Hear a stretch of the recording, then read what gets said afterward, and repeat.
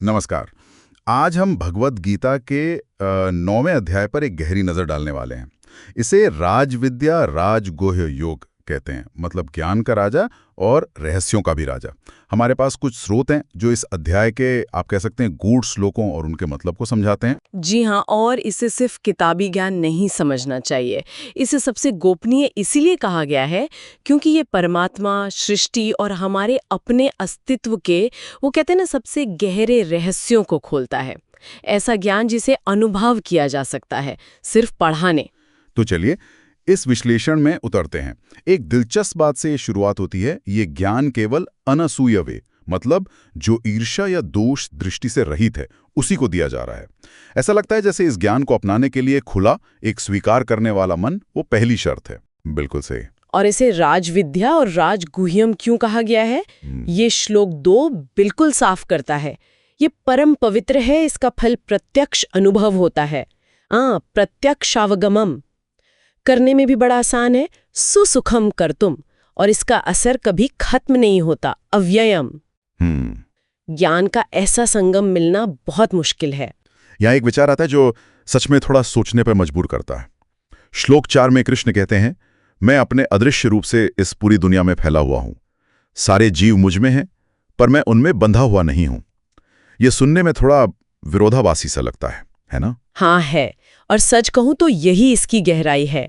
इसका मतलब है कि ईश्वर सृष्टि का आधार है, कण कण में मौजूद है, पर वो सृष्टि के बदलावों या उसकी सीमाओं से कह सकते हैं बंधा नहीं है। अच्छा।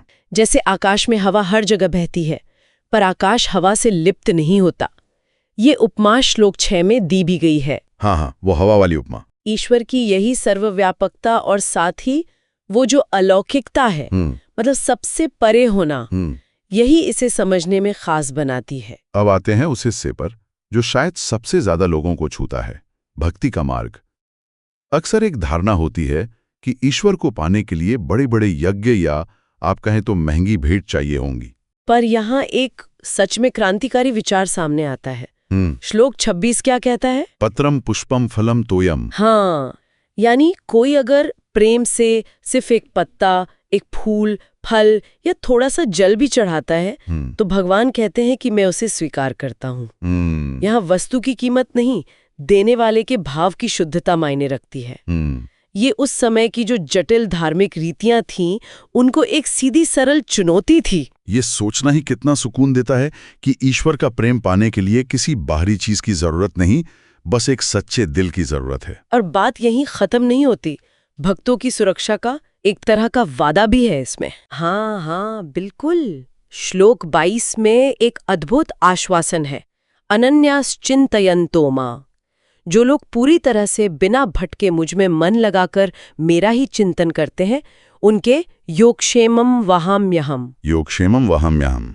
इसका मतलब है उनके पास जो नहीं है वो हुआ योग, वो मैं देता हूं, और जो है वो हुआ क्षेम, उसकी मैं रक्षा करता हूं। ये पूरी तरह निर्भर होने का एक निमंत्रण है। वाह। और एक और शक्तिशाली घोषणा है श्लोक 31 में, कौन्तेय प्रतिजानी ही नमे भक्तः प्रणश्यति। हे अर्जुन, तुम डंके की चोट पर कह दो कि मेरे भक्त का कभी नाश नहीं होता। जी, ये तो भक्ति की परिवर्तनकारी शक्ति दिखाता है। इतनी ज्यादा शक्ति कि श्लोक 30 में यहां तक कहा है कि अगर कोई बहुत बड़ा पापी भी हो, लेकिन वो पूरी तरह से अनन्य भाव से भक्ति में लग जाए, तो उसे साधु ही समझना चाहिए। सच में? हाँ, क्योंकि उसका संकल्प, उसकी दिशा सही हो गई है। रास्ता कितना भी भटका हुआ क्यों ना हो, मंजिल की तरफ एक कदम भी बहुत महत्वपूर्ण है। और ये रास्ता सबके लिए खुला है ना? इसमें कोई सामाजिक भेदभाव नहीं है, ऐसा भी कहते हैं। बिल्कुल। श्लोक 32 इसे बिल्कुल साफ कर देता है, स्त्रियों वैश्या तथा शूद्रा तेति यान्ति परांगतिम। चाहे स्त्रियां हों, व्यापारी वैश्य हों, श्रमिक शूद्र हों, या जिन्हें समाज कभी कभी पापियोनी भी कह देता है, अगर वे मेरी शरण लेते हैं तो वे भी परम गति को प्राप्त होते हैं। अच्छा। भक्ति जन्म या जाति के बंधनों से पूरी तरह परे है। तो इन सब गहरी बातों का निचोड़ क्या है? अध्याय के अंत में कृष्ण क्या मुख्य संदेश दे रहे हैं? देखिए, आखिरी श्लोक यानी श्लोक 34 वो सब कुछ समेट देता है। मनमना भव मद भक्तो मद्याजी मां नमस्कुरु। अपना मन मुझ में लगाओ, मेरे भक्त बनो, मेरी ही पूजा करो, मुझे नमन करो। इस तरह खुद को मुझसे जोड़कर, मुझ में ही स्थित होकर तुम निश्चित रूप से मुझ तक पहुंच जाओगे। ये भक्ति का सबसे सीधा, सबसे सरल और सबसे प्रभावी मार्ग बताया गया है। तो संक्षेप में कहें तो गीता का ये 9वां अध्याय हमें सबसे गूढ़ ज्ञान से मिलाता है और साथ ही भक्ति के सबसे सरल रास्ते से भी। ये दिखाता है कि ईश्वर हर जगह होते हुए भी सबसे परे हैं। बिल्कुल।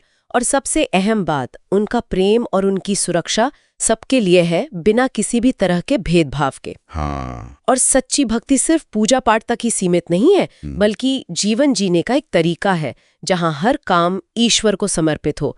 जैसा श्लोक 27 में कहा है, यत् करोषि तत् कुरुष्व मदर्पणम। हाँ, यत् करोषु, जो भी करो वो मुझे अर्पण करो। इस चर्चा से एक विचार मन में आता है। क्या? अगर हम अपने रोजमर्रा के कामों को, चाहे वो कितने भी छोटे या साधारण क्यों ना लगें, उनको ईश्वर को एक भेंट या अर्पण की तरह देखना शुरू कर दें, तो शायद दुनिया को देखने और जीने का हमारा नजरिया ही बदल जाए। क्या ख्याल है? इस पर सोचने के लिए छोड़ते अपने श्रोताओं।